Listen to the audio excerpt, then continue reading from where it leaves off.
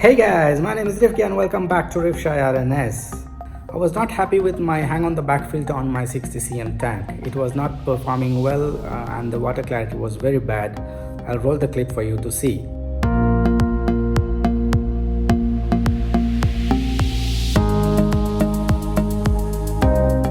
So I purchased an Eheim Classic 250 canister filter.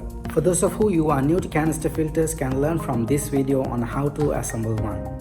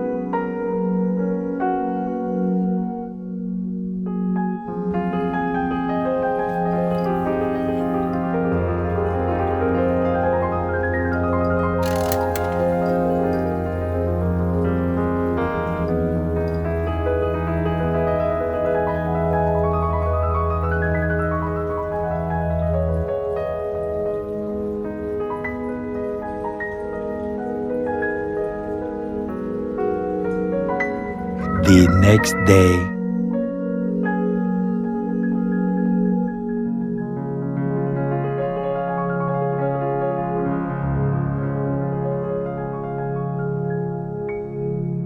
Thank you so much for watching. If you like this video, please give a thumbs up.